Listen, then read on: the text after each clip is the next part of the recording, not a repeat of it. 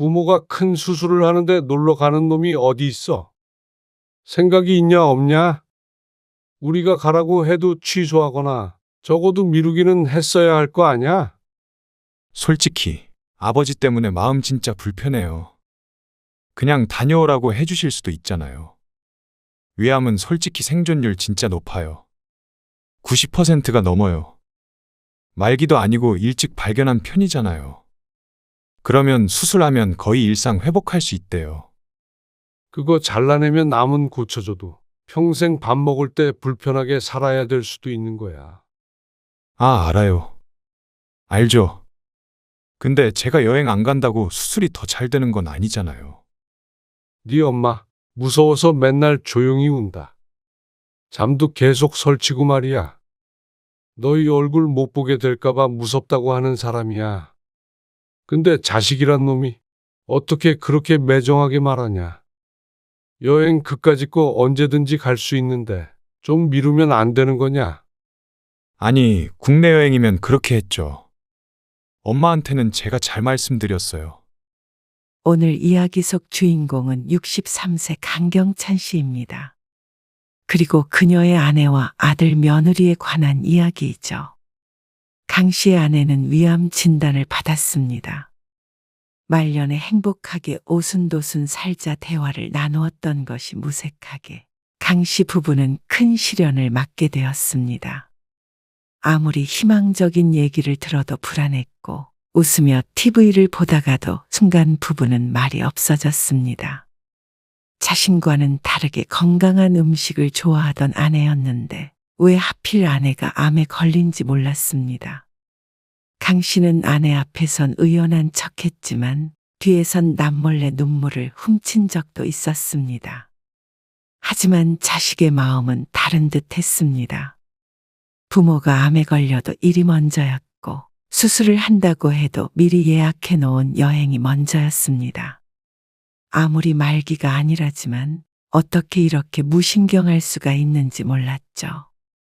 결혼하면 자식과도 멀어진다는 소리는 들었지만 그 이전에 아들 며느리의 인성마저 의심이 됐습니다. 하지만 그렇게 키운 장본인도 강씨 부부이기에 내가 뿌린 씨는 내가 거두기로 다짐했습니다. 강씨 부부는 자식이 아들 하나였습니다. 워낙 먹고 살기 힘들었던 어린 시절을 보냈고 많은 형제들 틈에 치이며 살아서 그런지 둘 이상 낳을 생각은 해본 적도 없었습니다. 그런 외동아들을 결혼시킨 것은 몇 년 되었습니다. 이제는 손주도 있는 할아버지가 되었죠. 돈 벌고 자식 키우고 숨가쁘게 살아온 세월을 지나 퇴직을 했습니다. 그래서 아내와 함께 좋은 것 보고 맛있는 거 먹으러 다니며 그렇게 노후를 보낸 지는 불과 1, 2년 정도밖에 되지 않았습니다. 그리고 마음 놓고 펑펑 놀며 살지도 못했죠. 나 출근해. 오늘 좀 일찍 퇴근할 거야. 3시. 맞아. 알았어. 나는 5시쯤 집에 올 거야. 아내는 100세 시대에 우리가 60대이니 앞으로 살아갈 날이 너무 길다고 했습니다. 그래서 나름대로 노후 준비를 했음에도 불구하고 여전히 지인의 커피숍에 출근해서 일을 도와주고 있었습니다.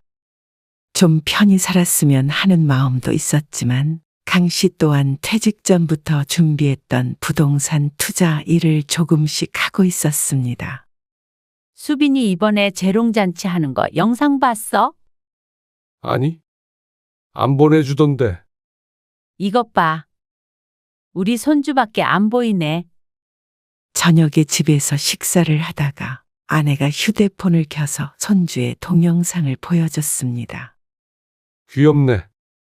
강 씨 부부는 밥 먹다 말고 흐뭇하게 손주가 춤을 추는 것을 지켜보았습니다. 오랜만에 우리 수빈이 보고 싶네. 요즘도 애들 많이 바쁘대. 연락해봤어? 그저께 통화했는데 한번 오라고 했더니 바쁘다네. 걔들이 안 바쁜 때가 있었나? 아들은 결혼 후에 통 얼굴을 보기가 힘들었습니다. 손주 수빈이 아기일 때는 저녁 시간에 강 씨의 집에 맡기곤 했는데 어느 정도 크고 나자 명절이나 어버이날 등이 아니면 일상적인 때에는 만나기가 어려웠죠. 특히나 아이와 있는 시간이 많았던 아내는 그렇게 손주가 애틋한 모양이었습니다. 하나밖에 없는 손주이고 둘째는 낳지 않을 거라고 하니 앞으로도 유일한 손주였습니다. 그러면 당신 생일 때 어디 같이 놀러 좀 가자고 할까? 내 생일? 어디? 그건 진성이랑 얘기를 해봐야지. 어디 보자. 강 씨가 달력을 보니 아쉽게도 생일은 수요일이었습니다. 평일이네. 애들 출근해야 되니까. 그 전주나 그 다음 주 주말에 가자. 토요일에 갔다가 일요일에 오면 되지. 그럴까? 내일 전화해 봐야겠네. 미리 말을 해놔야 시간을 빼놓겠지. 아내는 무척 들떠 보였습니다. 몇 번이고 손주 영상을 돌려보고 사진첩에서 사진도 보며 웃었습니다. 그런데 다음날 아들에게 전화해서 물어보니 난감한 기색을 보였습니다. 요즘 회사 일이 바빠서 주말에 멀리 갔다 오는 건 좀 부담스러워요. 전 토요일에 출근할 때도 있고 그래서 네 엄마 생일쯤에도 바빠? 생신이 날짜가 엄마 생일도 몰라. 다음 달 28일이잖아. 그러자 아들은 여행까지는 안 될 것 같다고 대답했습니다. 강 씨보다도 아내가 몹시 실망했습니다. 그래서 강 씨가 아들에게 다시 연락해서 그러면 당일에 밥이나 한 끼 같이 먹자고 했습니다. 하지만 그마저도 바쁘다는 이유로 곤란하다고 했습니다. 아직 한참 남았는데도 말이죠. 당일에는 좀 그렇고요. 평일이잖아요. 저희가 시간 내서 주말에 갈게요. 그래. 알았다. 이렇게까지 말했는데 안 된다고 하는 걸 보니 오죽 바쁜가 싶었습니다. 그래서 강 씨는 미련을 바렸습니다. 애들이 너무 바쁘대. 시간 내기가 힘든가 보더라고. 그래? 어쩔 수 없지. 그날은 우리끼리 맛있는 거 먹으러 가고, 나중에 애들 오면 또 좋은 데서 식사하고 그러자. 서운해하지 마라. 알았어. 안 서운해.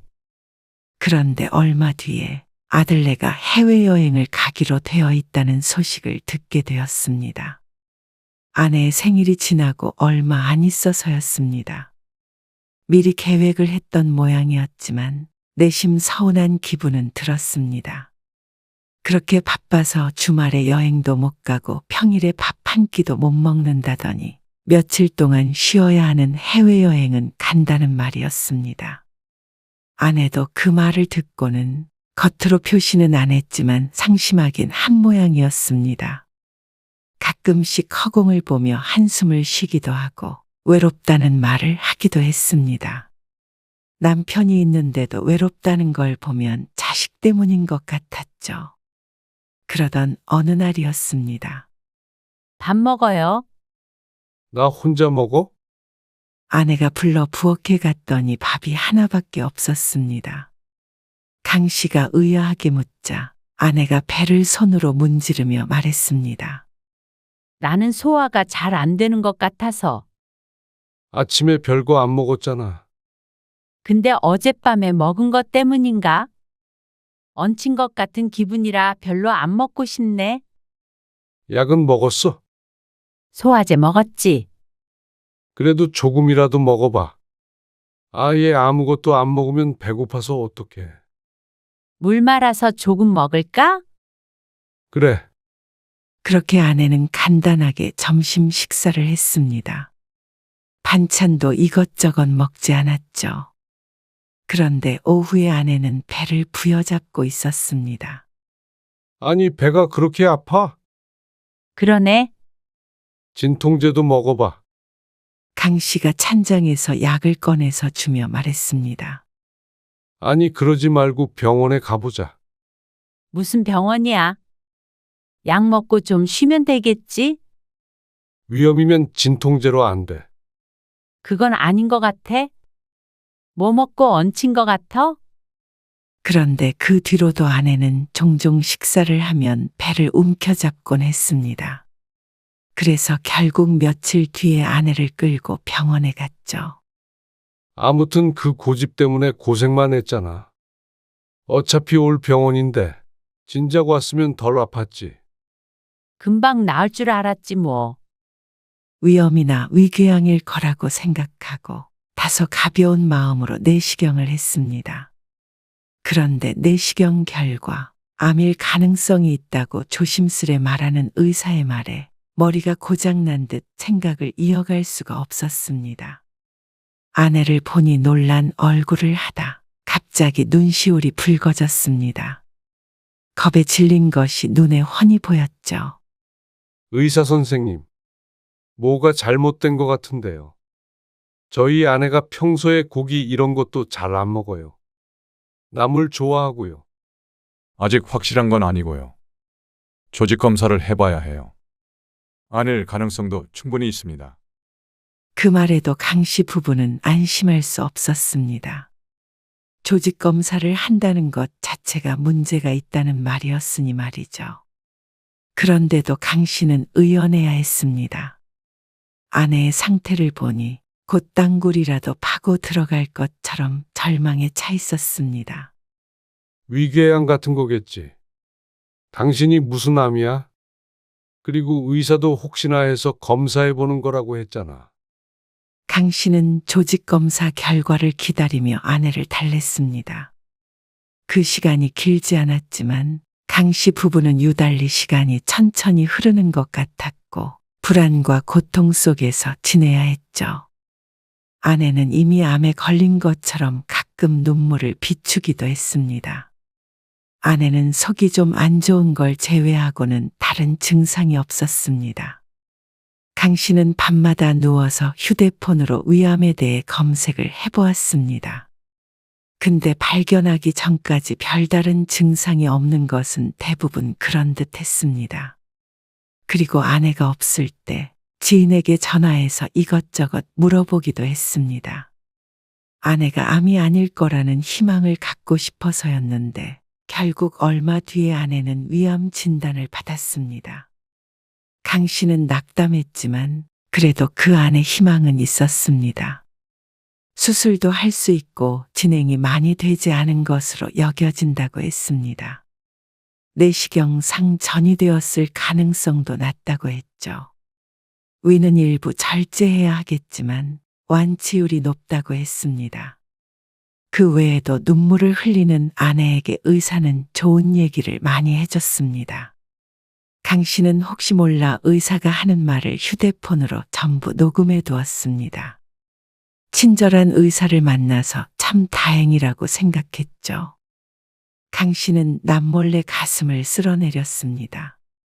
그래도 속이 안 좋았을 때 병원에 와본 게 불행 중 다행이었습니다. 만약 계속 소화제만 먹고 버텼다가 더 늦게 발견됐다면 어땠을까 떠올리자 아찔했습니다. 천만다행이야, 여보. 내가 알아보니까 의사 선생님 말씀처럼 완치율이 엄청 높다고 그러더라고. 우리나라가 위암 진짜 잘 고친대. 수술하다가 잘못되면? 그럴 리가 있어. 그럴 리가 왜 없어. 왜 안 좋게 생각해? 우리보다 의사 선생님이 더 잘하시지. 괜찮을 거라고 그러셨잖아. 그건 그렇지만 자, 이거 다시 들어봐. 강 씨는 집에 와서도 의사가 한 말을 녹음했던 걸 다시 들려줬습니다. 마음을 추스른 상태에서 들으니 그래도 아내의 기분이 좀 풀리는 듯 했습니다. 강 씨는 쉬지 않고 아내에게 떠들었습니다. 내 친구 형섭이 있지? 얼마 전에 통화했는데. 당신도 기억하나? 20년 전쯤에 위암에 걸리셨었거든? 근데 지금 90세고 엄청 정정하셔. 그래? 정말로 하나도 걱정하지 마. 강 씨가 아들에게도 전화해서 말했습니다. 암이라는 단어 하나의 아들도 놀란 듯 잠시 정적이 흘렀습니다. 몇 분간 허하는 한숨 소리만 들려왔습니다. 네 엄마 많이 우울해하니까 너도 신경 좀 써. 아무리 바빠도 엄마 건강이 먼저잖냐. 그렇죠. 알겠어요. 그리고 다음날 아들이 아내에게 전화를 한 모양이었습니다. 우중충 장마 같았던 아내의 표정이 모처럼 환하게 개었습니다. 나 그만 우울해하고 힘내려고. 그래, 우리 수빈이 대학 가는 것도 봐야지. 당연한 소리를 해. 누가 들으면 시한부 선고 받은 줄 알겠어. 강 씨도 가벼운 투로 대꾸했습니다. 그리고 그날 이후로 아내는 하던 일을 잠시 쉬기로 했습니다. 계속해서 일을 하겠다는 아내를 말리며 당연히 그만두어야 된다고 생각했다가 강 씨는 생각을 고쳐먹었습니다. 어차피 완치가 될 건데 일상을 바꾸는 것보다는 평소와 같은 게 아내에게도 좋다고 생각했습니다. 그렇지만 마음은 좋지 않았습니다. 곧 죽을까봐 그렇게 슬퍼하고 무서워하면서도 여전히 돈을 벌려고 한다는 게 말이죠. 늘 하는 소리가 나중에 자식에게 부담 안 주려면 더 벌어야 한다. 들 하나 있는데 내가 많이 벌면 다 아들 거다. 이 소리를 입에 달고 살던 아내였습니다. 그러니 더 짠할 수밖에 없었습니다. 수빈이 엄마도 알고 있겠지? 나 암 걸린 거? 알겠지? 왜? 아니야. 그러고 보니 며느리에게서 전화가 왔다는 소리가 없었습니다. 통화를 했다면 진작에 강 씨에도 말을 했을 텐데 말이죠. 강 씨는 혀를 찼습니다. 아내는 아니라고는 했지만 내심 섭섭한 눈치였습니다. 당연했습니다. 경사에는 연락이 없어도 적어도 시모가 암에 걸렸다면 전화해서 안부를 물어야 하는 것이 당연했습니다. 강 씨도 며느리에게 서운했고 아들에게도 섭섭하긴 마찬가지였습니다. 그리고 얼마 뒤 CT 결과가 나오고 다행스럽게도 빠르게 수술 날짜가 잡혔습니다. 운이 좋았죠. 그래서 강 씨가 아들에게 전화해서 날짜를 일러주었습니다. 위 조금 잘라내야 된대. 그나마 빨리 발견해서 다행이네요. 그렇다니까. 아무튼 날짜 잘 적어놔. 네. 알겠어요. 전화를 끊고 나서 생각해 보니 수술하는 날의 본래라면 아들이 해외에 있을 때였습니다. 여행을 가는 날짜와 겹치는 것 같았습니다. 아들네 여행은 어쩌나 걱정은 되었지만 엄마가 아파서 수술을 하는데 어쩌겠나 싶었죠. 그리고 얼마 뒤 아내의 생일이었습니다. 혹시나 했지만 아들은 오지 않았습니다. 암 선고를 받고 아들만 한번 강 씨의 집에 와서 밥을 먹고 갔고 그 뒤로는 깜깜무소식이었습니다. 그런데 진작부터 바쁘다고 했었고 못 온다는 건 알고 있었으니 따로 연락은 하지 않았습니다. 강 씨는 괜찮았습니다. 다만 아내가 걱정될 따름이었죠. 자식도 있고 며느리 손주 다 있는데 생일이 좀 고요하네. 그러니까 어디 여행이라도 가자니까. 여행은 무슨, 몸도 안 좋은데 그냥 집에 있는 게 나아. 곧 수술을 앞두었기 때문에 아내는 대부분 집에서 건강 관리를 하며 시간을 보냈습니다. 그래서 생일에도 강 씨와 둘이 조촐하게 보내기로 했죠. 하지만 자식이 자꾸만 눈에 밟히는 것 같았습니다. 바쁜지 아침에 아들에게서 전화가 없어서 강 씨가 귀띔을 해준 뒤에야 아내가 생일 축하 연락을 받을 수 있었죠. 자꾸만 아들 보고 싶다, 손자 보고 싶다 하는 통에 강 씨는 한숨을 쉬었습니다. 곧 수술을 한다고 생각하니 아내가 생각이 많은 것 같았습니다. 그럴 일 없다고 하는데도 자꾸 수술하다 못 깨어나면 어쩌나 하는 생각도 하곤 했습니다. 그래서 다음날 강 씨가 아들에게 전화를 걸었습니다. 엄마 입원하기 전날에 여기 집에 와서 하룻밤 자고 가면 안 되겠냐? 입원하기 전날이요? 그래. 아무래도 엄마가 많이 불안한 모양이야. 그러자 아들이 당황스러워했습니다. 아, 근데 수술 이틀 전 오후 비행기예요. 비행기? 네, 저번에 말씀드렸잖아요. 가족끼리 여행 간다고요. 그 말에 아들보다도 강 씨가 더 당황했습니다.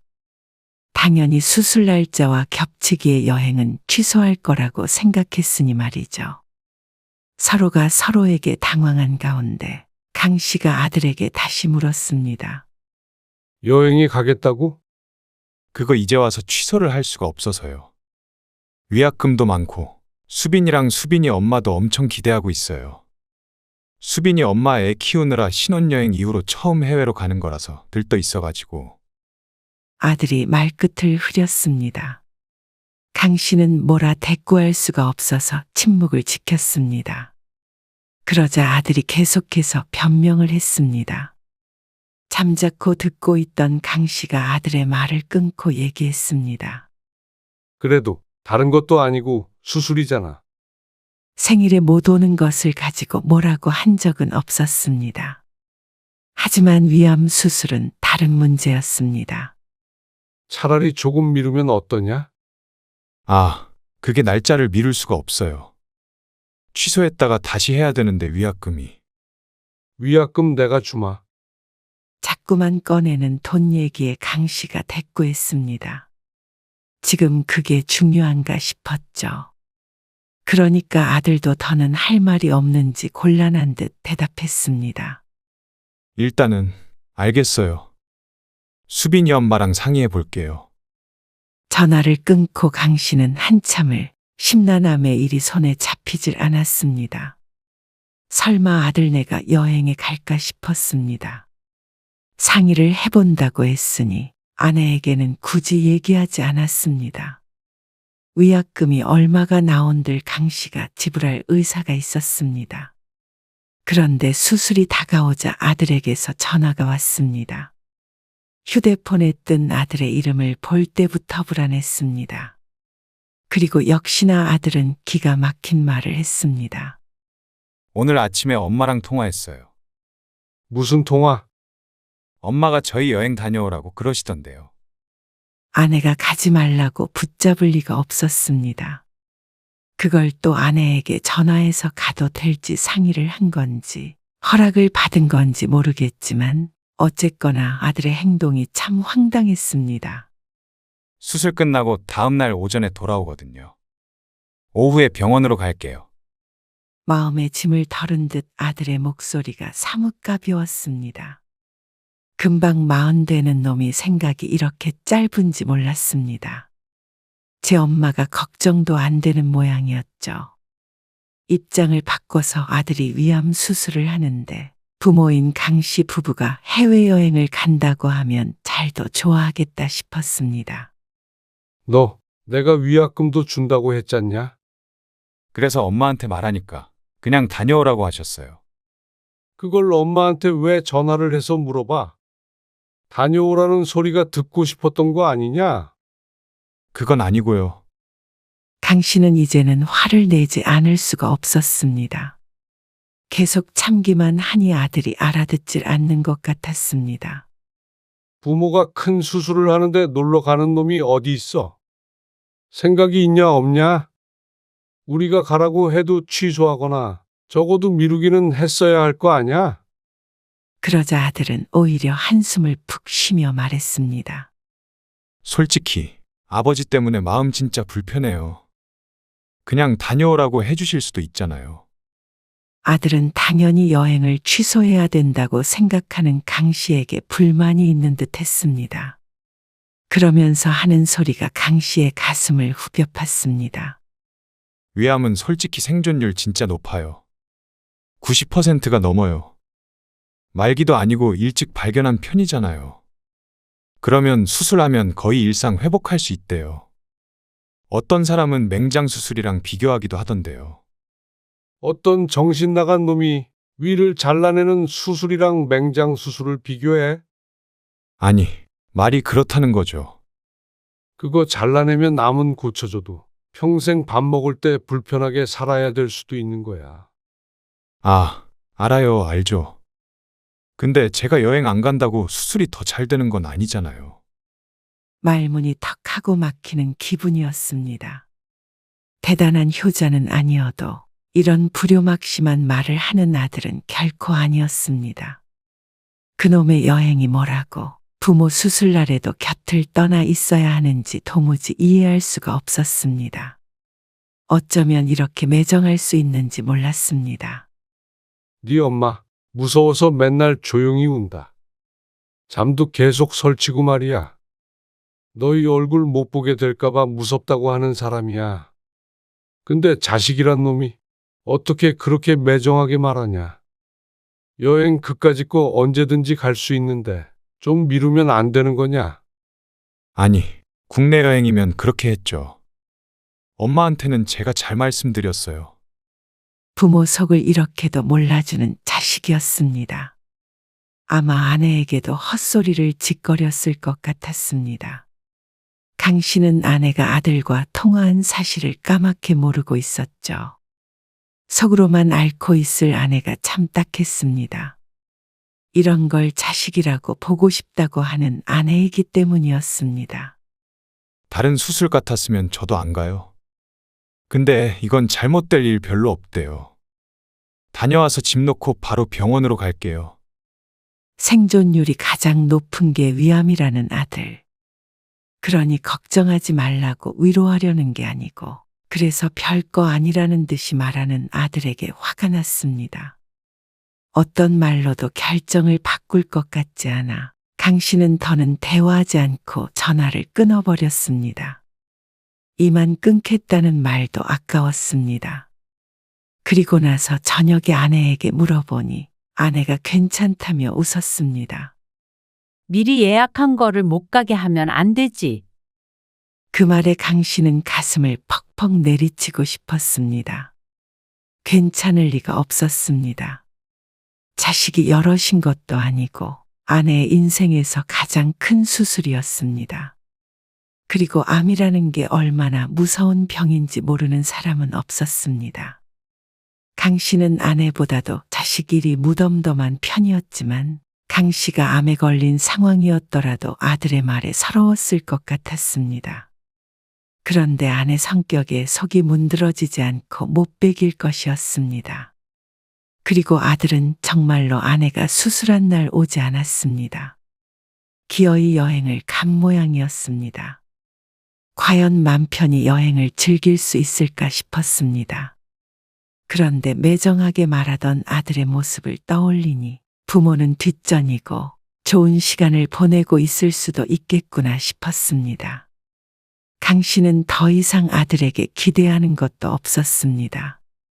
그냥 그런 놈이라고 생각하면 마음이 편했습니다. 수술실 앞에서 모니터를 보면서 기다리는데 강 씨의 애가 다 타서 없어지는 것 같았습니다. 다행히 수술은 잘 마쳤습니다. 걱정하지 말라던 의사의 말이 맞았습니다. 그리고 수술이 끝난 다음 날 아들이 며느리와 함께 찾아왔습니다. 피곤한 기색이 역력했습니다. 강 씨는 그 얼굴들이 보고 싶지 않아서 병실에서 나가 있었습니다. 면회 시간이 짧아서 금방 나왔지만 강 씨는 아들에게 아무 말도 하지 않았습니다. 며느리가 아내를 걱정하는 인사말을 강 씨에게 건넸지만 그조차도 대꾸하지 않았습니다. 그렇게 걱정이 되는 사람이 어떻게 시어머니가 암 진단을 받은 뒤로 전화 한 통 없었는지 묻고 싶었습니다. 아들도 눈치를 보며 세상 효자인 척 아내를 걱정했습니다. 하지만 강 씨의 마음은 이미 굳게 닫힌 뒤였습니다. 아들네가 돌아가고 아내를 보니 어쩐지 울적한 듯한 표정이었습니다. 자식이 왔는데 기쁜 표정을 짓지 않는 것은 처음이었습니다. 아프고 외로울 때 자식이 전혀 위로가 되질 않으니 어쩌면 당연했습니다. 어쩐지 아내도 머릿속이 복잡한 것 같았습니다. 그리고 퇴원하는 날도 아들은 전화가 없었습니다. 언제 퇴원한다고는 말을 했지만 생일도 기억 못하는 아들이 그걸 기억할까 싶었습니다.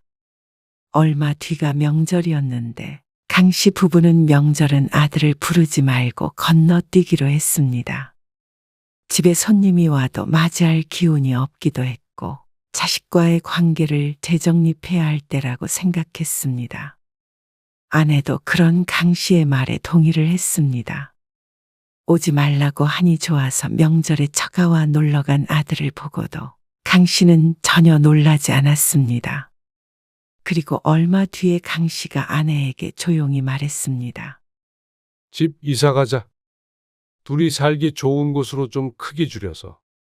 이사? 그래. 좀 더 한적한 곳으로 가도 되고. 그리고 가서 우리도 이제 다시 재밌게 살아보자. 더 멀리 여행도 가고 말이야. 그러자 아내가 잠시 생각에 빠졌습니다. 일도 당분간은 하지 말고 즐겁게만 살아보자. 우리도 이 나이에 일을 더 하려는 게 그놈 물려줄 생각을 해서 그렇지. 안 그러면 얼마든지 더 쓰면서 살 수 있잖아. 그러려고 평생 모았잖아. 그러자 아내가 조용히 고개를 끄덕였습니다. 큰일을 겪으니 달리 생각하게 되는 모양이었습니다. 아마도 자식에 대한 실망감이 컸을 것이라고 생각했습니다. 당신이 진성이 주자고 했던 시골 땅은 그냥 팔아버려. 어차피 더 받자 오르지도 않을 건데. 그리고 집 줄이고 이제 좀 쓰면서 살아보자. 그래도 월세 들어오는 거 좀 있으니까 살만하잖아. 그리고 그러다가 질리면 뭐 둘이 카페라도 차려서 오붓하게 지내면 되지. 그 말에 아내가 슬픈 미소 지었습니다. 집 내놓을게. 알았어. 그리고 둘 중에 하나 죽으면 부동산은 전부 처분해서 살자. 그리고 남은 사람은 그 돈 다 쓰고 죽는 거야. 그 말에 아내는 잠깐 놀란 표정을 지었다가 또다시 고개를 끄덕였습니다. 자식에 관해서는 오랜만에 생각이 일치한 순간이었습니다.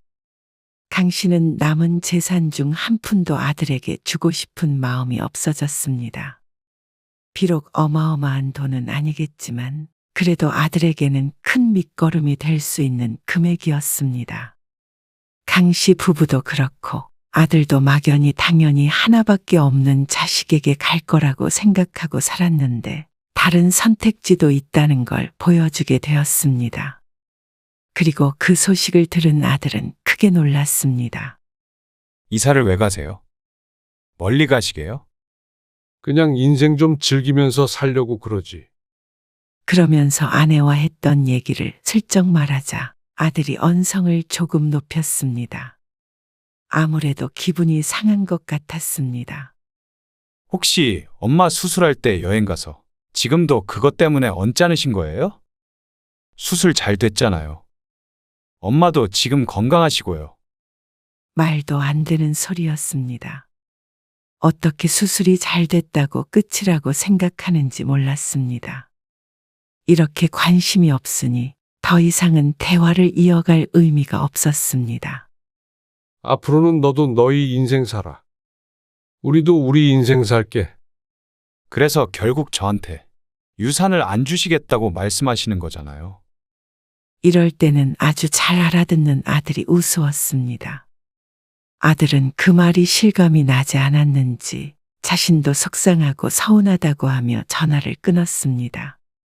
그런데 강 씨 부부가 집을 팔고 이사를 가고 땅도 팔았다고 하자 그제서야 실감한 듯 했습니다. 그러고서는 몇 달 뒤에 며느리와 손주까지 데리고 찾아왔습니다. 암 환자에게 좋은 음식이라며 뭘 바리바리 싸들고 왔는데 강 씨는 냉큼 받았습니다. 잘 먹이마. 이만 가봐라. 그러고는 거실에도 들이지 않고 쫓아버렸습니다. 암 환자에게 좋은 음식이라고 하니 거절할 이유가 없었습니다. 그리고 키워준 세월이 있고 결혼할 때 준 것도 많으니 이 정도는 받아도 할 말이 없을 것이었습니다. 그러자 아들은 망연자실한 눈빛으로 강 씨를 바라보았습니다. 며느리도 단단히 놀란 것 같았습니다. 뒤늦게 아들이 아내에게 사과를 했지만 이미 아내도 마음이 돌아선 뒤였습니다. 아플 때 인간관계가 정리가 된다고 하더니 거기에는 부모 자식 간의 관계도 포함이 되는 것 같았습니다. 강 씨 부부는 아들과의 관계를 다시 생각해 보게 되었습니다. 내리사랑이라는 말이 있지만 언제까지 그렇게 살고 싶지 않았습니다. 남은 인생 사랑만 내려주다 끝내고 싶지 않았습니다. 강 씨 부부는 이제는 건강관리 잘하며 본인들을 위한 삶을 살기로 했습니다. 아무리 보고 싶다고 해도 비싼 얼굴 잘 보여주지도 않는 자식은 이제 뒤로 하기로 했죠. 그리고 아들도 언젠가는 이 기분을 느끼지 않을까 생각했습니다.